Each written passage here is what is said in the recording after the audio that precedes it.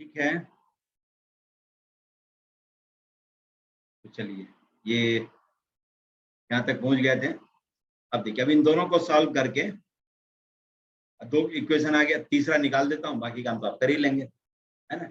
अब देखिए A B sorry x और एक्स स्क्वायर का कोफिशिएंट जीरो करने के बाद एक्स का टर्म और एक्स स्क्वायर का टर्म खत्म हो जाएगा। जैसे इसको मैं काट देता हूँ यहाँ पर दूसरे कलर से। देखिए ये एक्स का कोफिशिएंट सब आपस में कैंसिल हो जाएगा, फिर एक्स स्क्वायर का कोफिशिएंट भी कैंसिल हो जाएगा, है ना। तो अब जो लिमिटिंग वैल्यू आएगी वो सिर्फ एक्स क्यूब के कोफिशिएंट के बराबर, क्योंकि एक्स क्यूब अब कॉमन आकर कैंसिल करेंगे तो उसको छोड़कर बाकी सब में एक्स होगा कहीं ना कहीं। तो सर एक बार फिर से रिपीट। क्या sir third step, sir third step पे। थर्ड स्टेप यस अभी बता।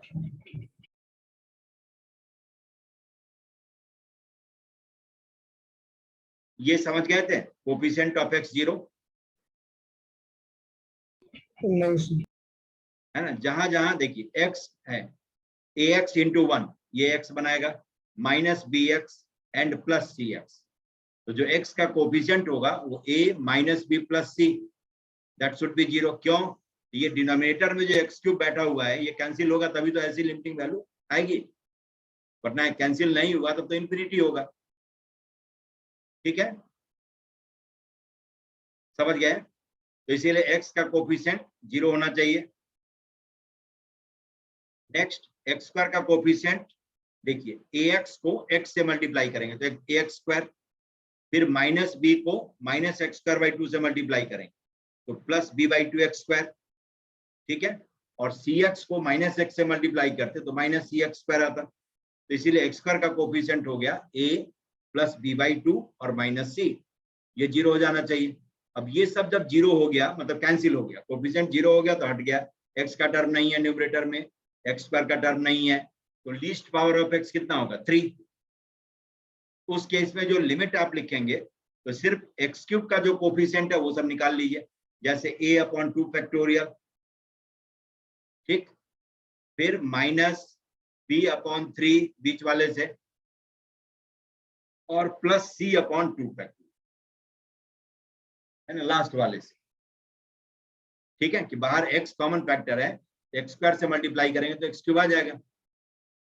As per given data this should be equal to 2, this should be equal to 2, ये गिवन इंफॉर्मेशन है। ठीक, तब सबको c से मल्टीप्लाई सॉरी 6 से मल्टीप्लाई कर दीजिए, तो 3a minus 2b plus 3c equal to 12 हो गया। अब ये तीन इक्वेशन है, तीन अननोन है, तीनों को सॉल्व कर लीजिए, एबीसी आ जाएगा, हो जाएगा। जैसे दोनों को सॉल्व करेंगे तो 2a minus b by 2 is 0, इसका मतलब b इज 4a। ठीक है, b के जगह पर 4a डाल दीजिए तो c आ गया आपका 3a, c आ गया 3a, है ना। तो आप लास्ट इक्वेशन को यूज कर लीजिए, तो 3a माइनस ऑफ 8a, है ना, और प्लस ऑफ 9 इक्वल टू 12, है ना। तो कितना आ गया 9 प्लस 3 12, 12 माइनस 8 4, a की वैल्यू हो गई 3। ठीक है, 4a इक्वल टू 12, तो a की वैल्यू 3। अब a की वैल्यू 3 है तो b और c देख लीजिए क्या होगा, मिला कि नहीं। यस सर, ऑप्शन ए हो जाएगा। आ गया, a की वैल्यू 3 है, सर बी की 12 हो जाएगी, सी की हाँ 9। b की 12 और c की 9, पहले ही ऑप्शन है, फर्स्ट ऑप्शन। Yes sir. ठीक है, भी आ गया। नेक्स्ट देखिए, और ऐसा पूछता रहता है, बराबर पूछता है, एक्सपेंशन लिखने वाला, क्यों? तो सब लोग टेम्प्ट करता है, हाईली डिपेंडेंट हो जाता है डिफरेंशिएशन पर, जो कि हमें नहीं होना। ठीक है, second next question, limit n approaches infinity, limit n approaches infinity क्या है, 1 upon n raise to the power 4, 1 square plus 1 square plus 2 square, है ना, फिर होगा 1 square plus 2 square plus 3 square, समझ गए होंगे, 2 स्क्वायर प्लस 3 स्क्वायर। ये सब देखिए, ये सब लिमिट कम है प्रोग्रेशन ज्यादा है ना। ये आपको 12th में 11th का एहसास दिला रहा है। ये है, अब इस सीरीज का सम आ जाए तो बात बन जाएगी। तो लिमिट निकालना आसान काम है, n रेज पावर 4 से डिवाइड कर देंगे, लिमिटिंग वैल्यू आ जाएगी। ठीक है, तो देखिए 1 square plus 2 square, 1 square plus 3 square, 2 square plus 3 square. इसमें rth ब्रैकेट का टर्म लिखते हैं तो क्या आता है, 1 square plus 2 square plus 3 square and plus r square. ये हो जाएगा rth ब्रैकेट। rth ब्रैकेट जो हो जाएगा आपका यही होगा। इसको आप लिख सकते हैं r इंटू आर प्लस 1, फिर दोनों का सम 2r प्लस 1 डिवाइडेड बाई 6 आ गया। तो rth ब्रैकेट में जो टर्म है उसका सम ये है। अब क्या करना है, इसी पर सिग्मा ऑपरेट कर देना है। तो therefore numerator is sigma r into r plus 1, ठीक है, और 2r प्लस 1 डिवाइडेड बाई 6, ये आ गया। ठीक है, समझ गया। अब इस सीरीज का सम आपको निकालना है, समझ गए, इस सीरीज का सम निकाल। r वेरीज फ्रॉम 1 to, अब इसको तो निकाल सकते हैं, 1/6 को बाहर करिए, r varies from 1 to n। अब ये हो जाएगा r और इंटू इन दोनों फैक्टर को मल्टीप्लाई करेंगे तो 2r square plus 3r plus 1, r plus 1 और 2r प्लस 1 का प्रोडक्ट। अब r से मल्टीप्लाई करके और इसको सेपरेट कर दीजिए। सिग्मा पहले लिख लेता हूं एक बार, 2r cube plus 3r square plus and r varies from 1 to, ठीक है। तो 1/6, अब लिखिए 2 times sigma r cube, r varies from 1 to n, 3 times sigma r square, r varies from 1 to n। देख रहे हैं, कोई 12th नहीं है, सब 11th का काम। अंत में n 4 से डिवाइड करेंगे, लिमिटिंग वैल्यू आ जाएगी, खत्म। ये हो गया न्यूमरेटर आपका 1/6। देखिए 2 टाइम्स, ये क्या है, n कंसेक्यूटिव नेचुरल नंबर के क्यूब का सम। क्यूब का सम क्या होता है, सम का स्क्वायर। तो n इंटू n प्लस 1/2 का square plus 3 sigma r square, जो अभी हमने थोड़ी देर पहले लिखा था, n प्लस 1 दोनों का सम डिवाइडेड बाई 6 और सिग्मा r n प्लस 1/2, ये आ गया। ठीक है, ये न्यूमरेटर आपका तैयार। और डिनोमिनेटर था लिमिट में n raise to the power 4, denominator was n raise to the power 4, यही था। तो देयरफॉर लिमिट जो आपको निकालना है, इसको लिखेंगे तो देखिए चालाकी से लिखेंगे तो आपको क्या लिखना है नहीं लिखना है आपको पता चल जाएगा। जैसे इतने को n रेज पावर 4 से डिवाइड करेंगे तो इसकी लिमिटिंग वैल्यू 0 आ जाएगी। देख के बताइए, 3n तो कंज्यूम हो जाएगा तीनों ब्रैकेट में, सेकंड वाले में, और 1/n रहेगा। तो numerator is some finite number and denominator approaches infinity, तो दिस विल अप्रोच 0। सेकंड वाले में, मतलब लास्ट वाला जो है फैक्टर जो घेरा हुआ है उसका सेकंड, लास्ट वाले में 2n यूज होगा, एक n को कैंसिल करने में और दूसरा n प्लस 1 को 1 + 1/n लिखने में। समझ गए? जैसे इसको n रेज पर 4 से डिवाइड करें, चलिए मैं पूरा लिख ही देता हूं, लेकिन इन सब चीज को दिमाग में रखिएगा तो एक ही बार में सिमट जाएगी इसे, तब हमें बार बार लिखना नहीं होगा। 1/6 ये हो जाएगा 1/2 और into n square n plus 1 का square divided by n raise पर 4 प्लस 1/2, 3 और 6 कैंसिल करिए, है ना, into n plus 1 2n plus 1 divided by n raise पर 4, और लास्ट में आपका है n प्लस 1 और अपॉन 2 टाइम्स n रेज पर 4। देखिए 1/2 तो सब में से बाहर आ जाएगा, ये हो गया 1/12। Limit n approaches infinity. अब देखिए n स्क्वायर यहां से कैंसिल हो गया, आप इसको लिख सकते हैं 1 + 1/n का स्क्वायर प्लस यहाँ से n एक कैंसिल हो गया n³ और 2n का यूज करके आप इन दोनों ब्रैकेट में n को डिनोमिनेटर में ले आएंगे और एक n रह जाएगा प्लस यहाँ पर देखिए n से इसको कैंसिल करें तो n³। अब आपका एक तो यूज हो जाएगा ऊपर में, बाकी 2 रहेगा नीचे में। ठीक है, तो इन दोनों की लिमिटिंग वैल्यू 0 हो गई पूरा ही। सेकंड वाले में numerator approaches 2 and denominator approaches infinity, तो 2/∞ इज 0। लास्ट वाले में 1/∞ इज 0, खत्म। तो इसकी लिमिटिंग वैल्यू आ गई 1/। ठीक है, यस सर। ठीक है, यहां तक किसी को कोई दिक्कत तो बताइए। हो गया, आंसर मिला कि नहीं? पहले देखिए 1/12 Yes, sir. है तो थर्ड है। ठीक है, लिख लीजिए, है ना? और कोई दिक्कत होती है तुरंत बता।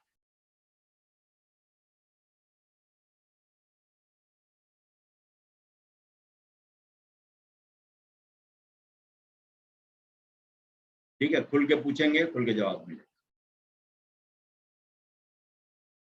हो गया?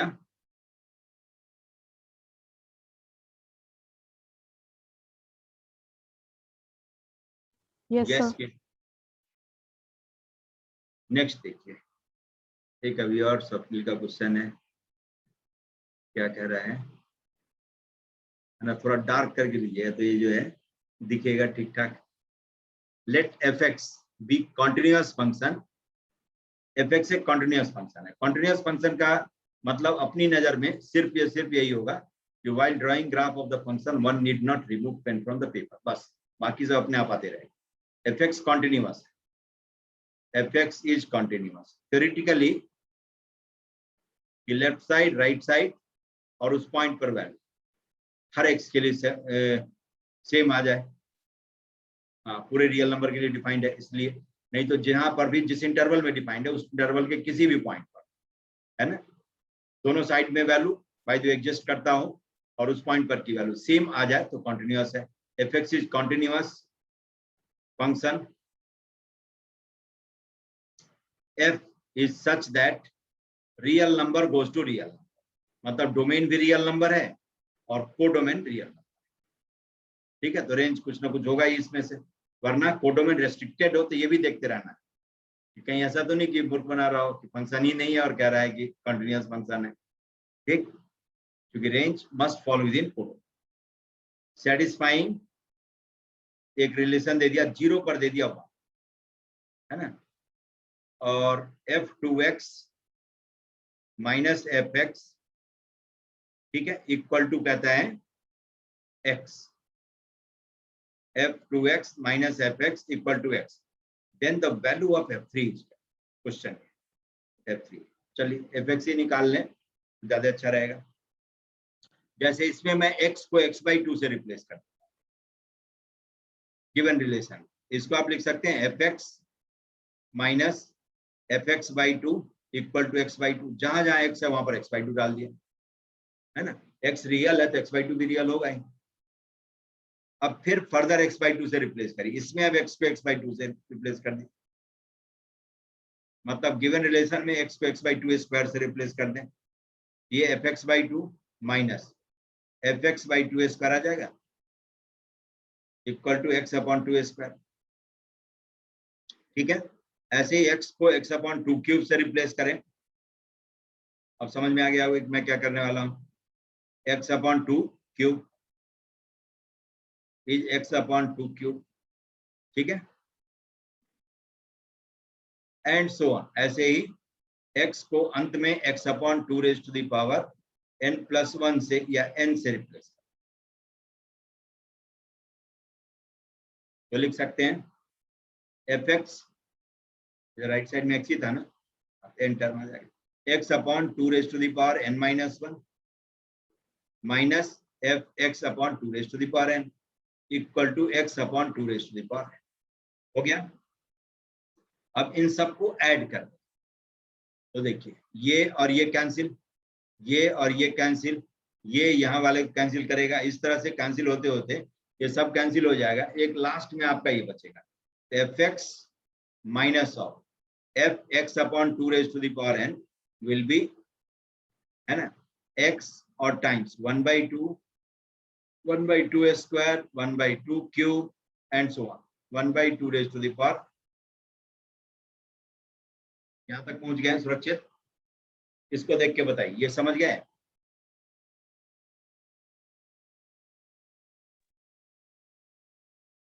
ठीक है, जो गिवन रिलेशन था उसी में मैं x को x/2, x/2 square, x/2 cube से रिप्लेस करते गया, तो इस तरह से एक सीरीज जनरेट हो गई जिसको कि ऐड हमने किया, तो एफ एक्स और minus of f x upon 2 raise to the power. ठीक है, ये दो है आगे, minus of f x upon 2 raise to the power n।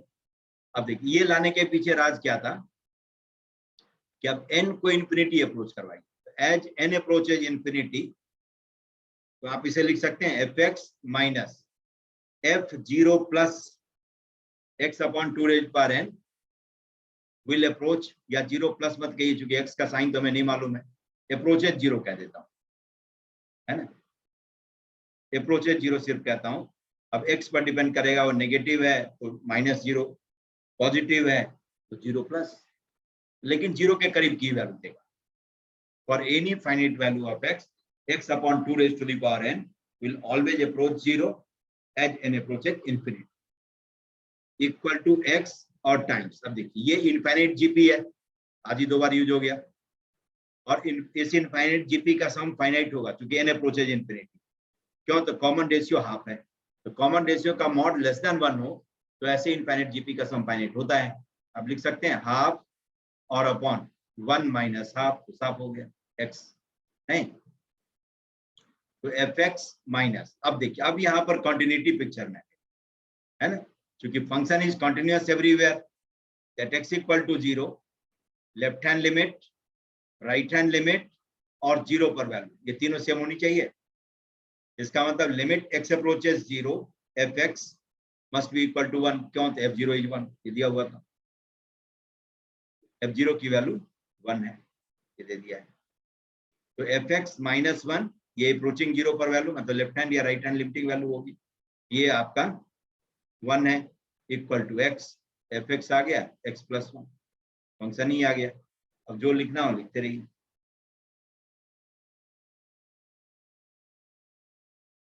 ठीक है, इस बात को समझ गए कि नहीं? यस कि नो बताइए। और यस आ गया सर। कि F3 है, F3 4 होगा।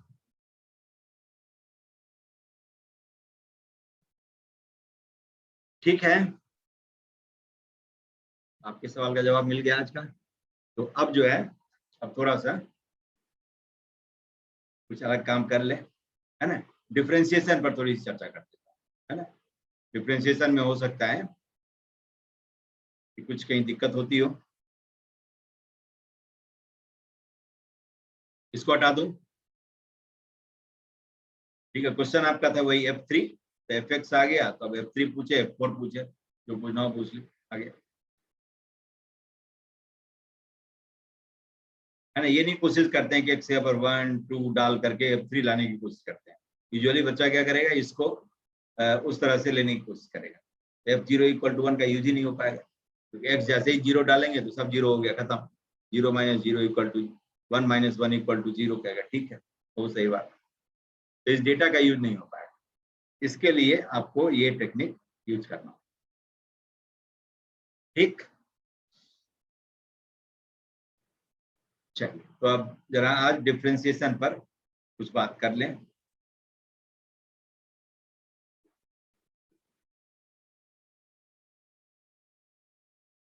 ठीक है, फिर डिफरेंशिएबिलिटी और देखते हैं, और गहराई में देखेंगे डिफरेंशिएशन।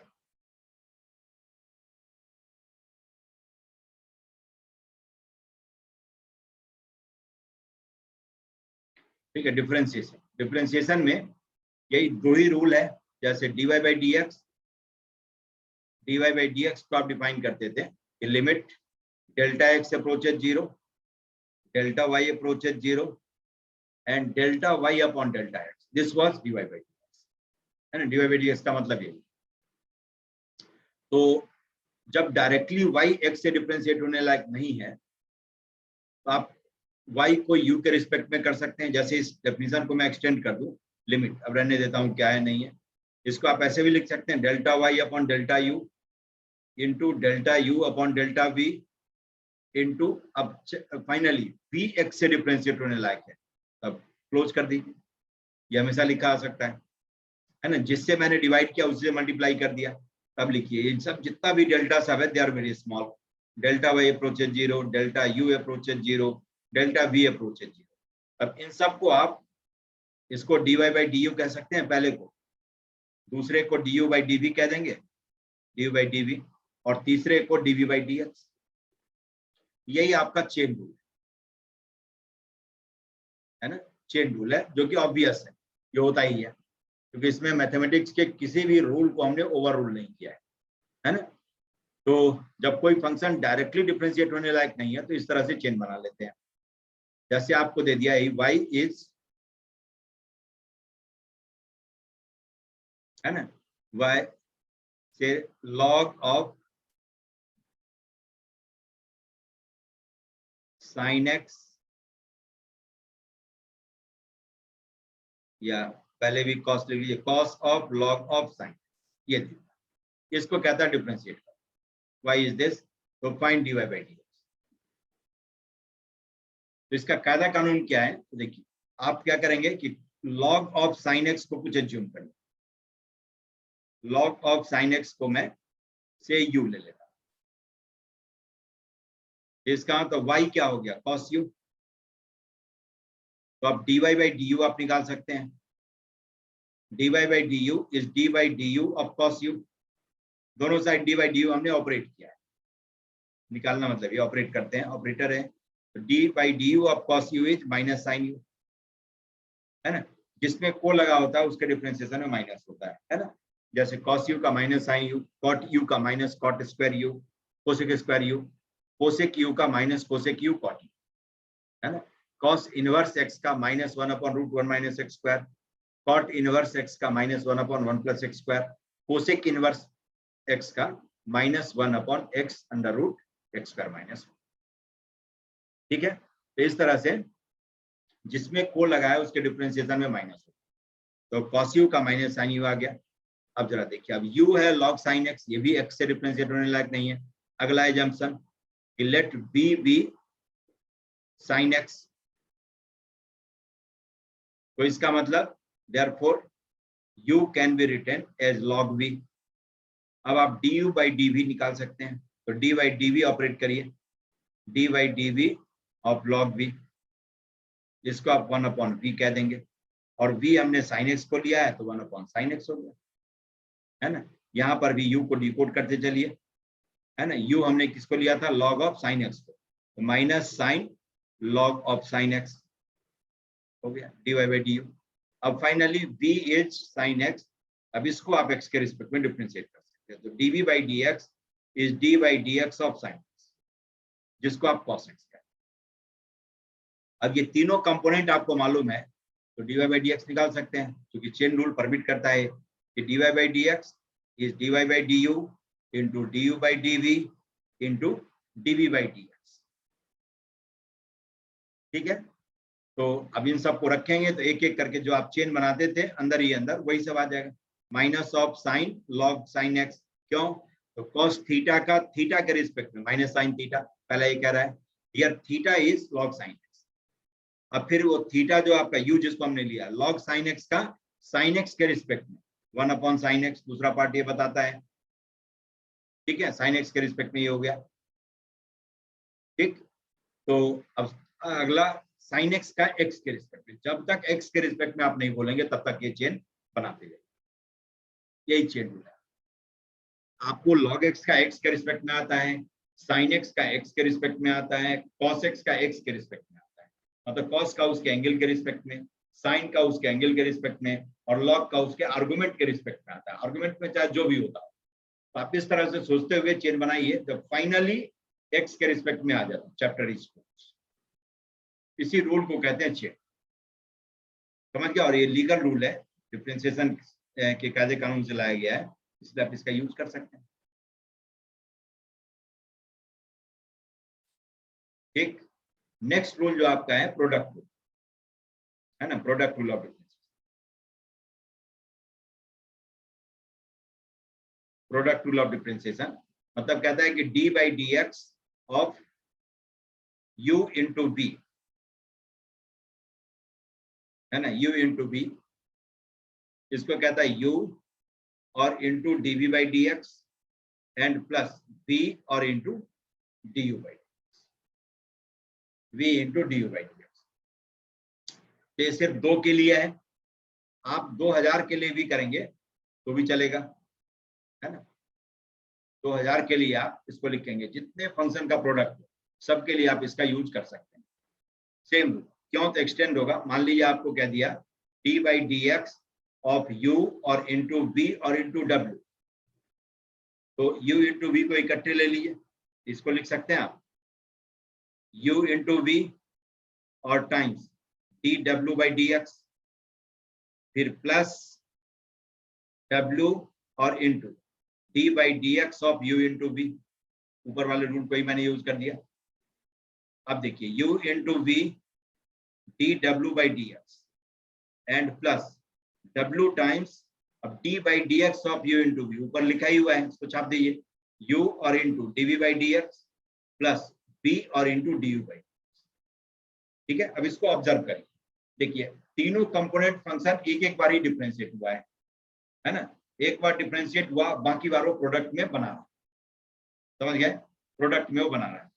तो आपको उस सबको हाथ नहीं लगाना है किसी दूसरे को, सीधा सीधा एक को डिफरेंशिएट करिए, बाकी प्रोडक्ट में रहेगा, और सबको एक एक बार डिफरेंशिएट होने का मौका दें। इस रूल को कहते हैं प्रोडक्ट, समझ गए। तो स्कूल्स वगैरह में जैसे 2 के लिए यूज होता है, आप कॉम्पिटिटिव एग्जामिनेशन में 2000 के लिए यूज करिए, खास करके जब लिमिटिंग वैल्यू निकालते हैं और हॉस्पिटल रूल का यूज करना होता है, वहां पर इसका यूज आपको काम देगा, है ना। या हो सकता है लिमिट विमिट निकाले होंगे तो जानबूझ करके मैंने उस एग्जाम्पल को छोड़ दिया था कि थोड़ा सा उलझेंगे उसमें तो सुलझ जाएंगे। ठीक है, जैसे कहीं पर दिया होता है ऐसे रूट ऑफ cos x, है ना, या root of cos 2x, root cube root of cos 3x, है ना, fourth root of cos 4x, समझ गए।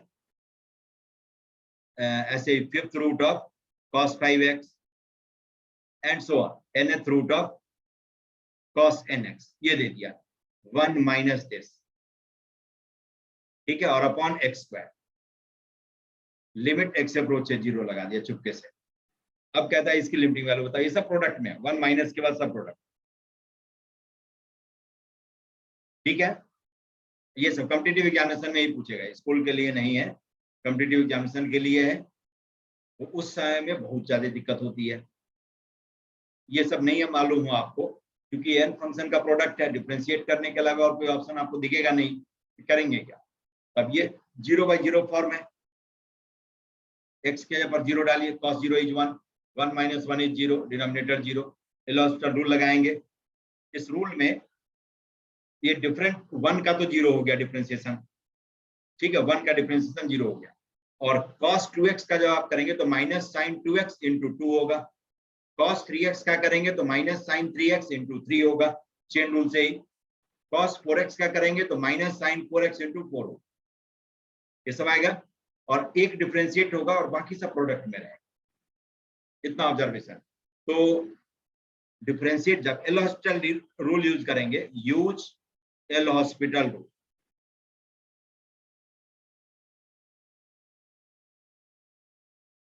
एल'हॉस्पिटल रूल, जिसमें कि न्यूमरेटर और डिनोमिनेटर दोनों को सेपरेटली डिफरेंशिएट करते हैं। डिनोमिनेटर का तो x स्क्वायर का 2x हो जाएगा, उसकी चिंता नहीं है, न्यूमरेटर की चिंता है। चलिए अब इसको मैं लिख लेता हूँ, माइनस प्लस में बदल जाएगा, किसके साथ, तो cos के डिफरेंशिएशन के साथ, cos है तो उसके डिफरेंशिएशन में माइनस आएगा, तो cos 2x रेज पर हाफ का cos 2x के respect half cos 2x raise to the power minus half, half minus 1, ठीक है, इनटू कितना होगा, माइनस, माइनस तो प्लस में बदल जाएगा, बाहर माइनस था उसको हटा देता हूं मैं, तो 2 sin 2x, समझ गए, 2 sin 2x, क्या गया,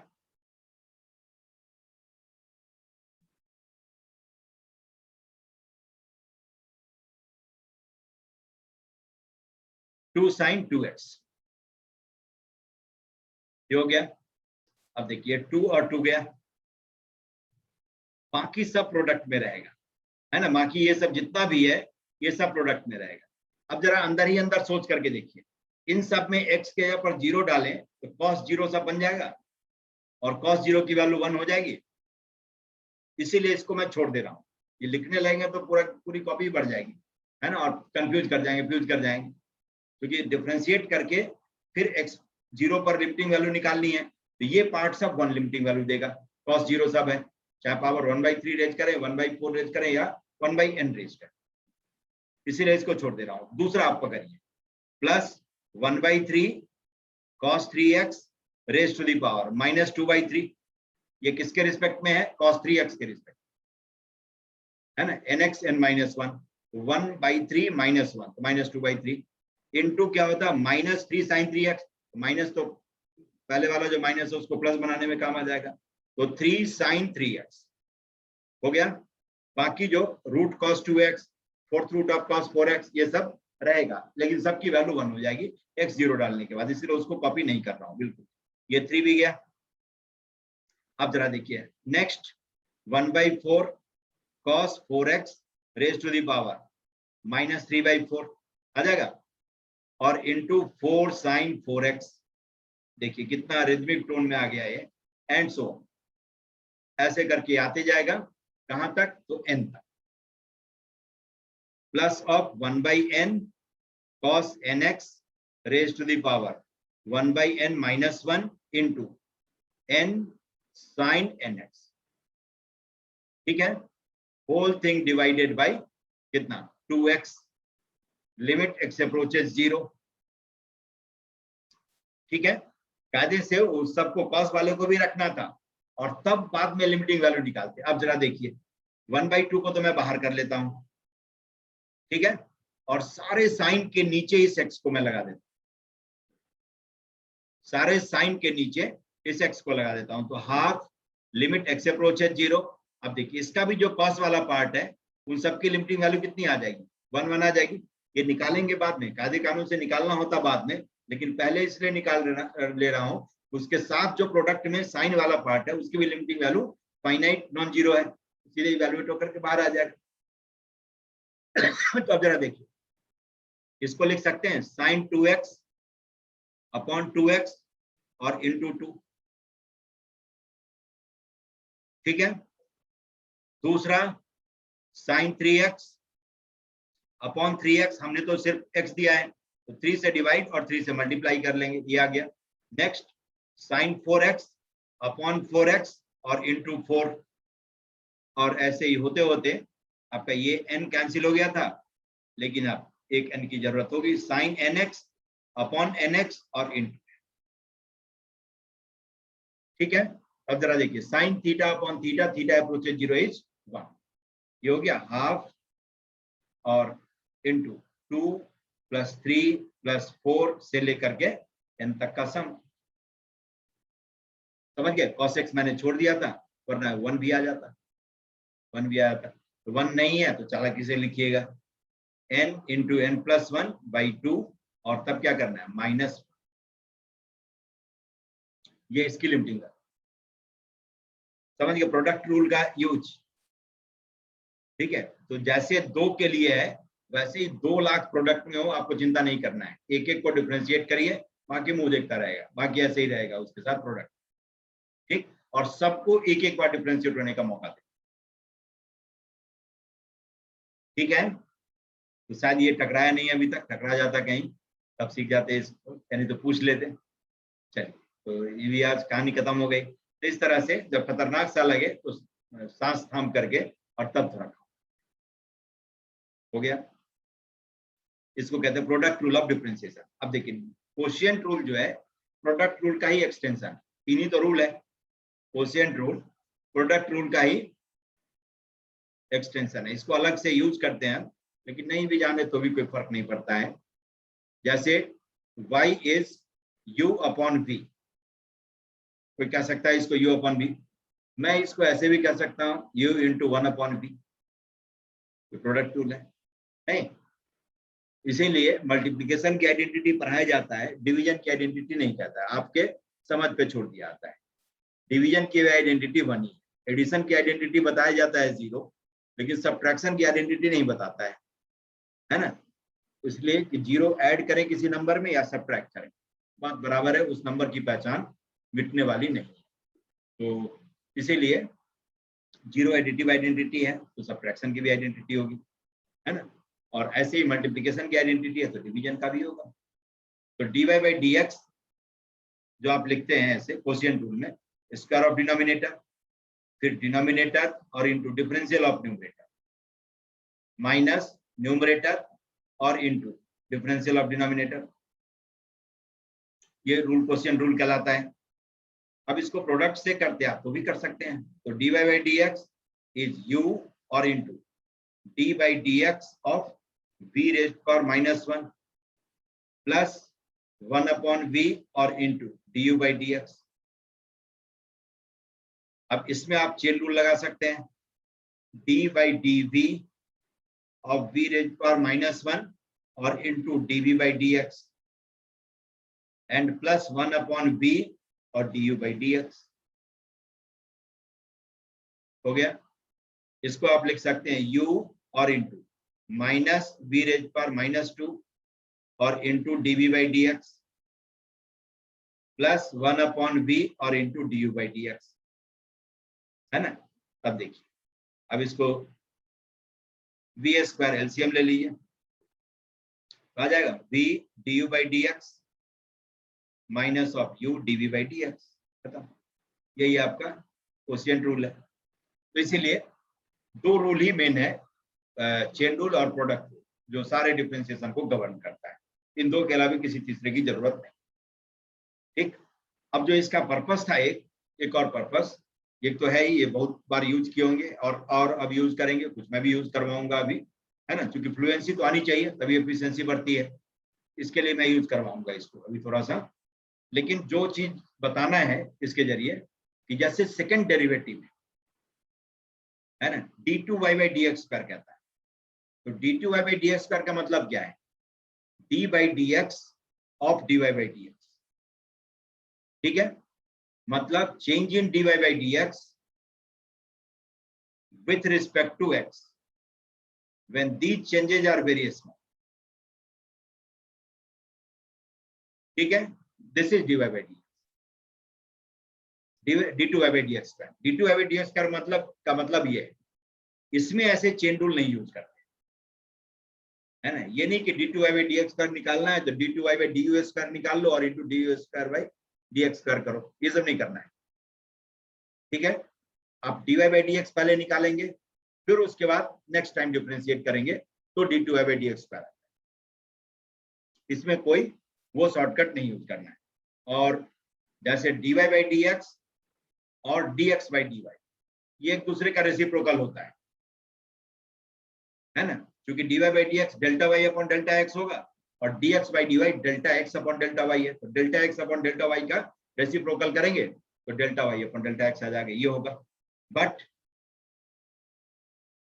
d2y by dx square is not equal to and never equal to 1 upon d2x by dy square. समझ गए, ये कभी नहीं हो सकता। क्यों नहीं हो सकता, तो जब d2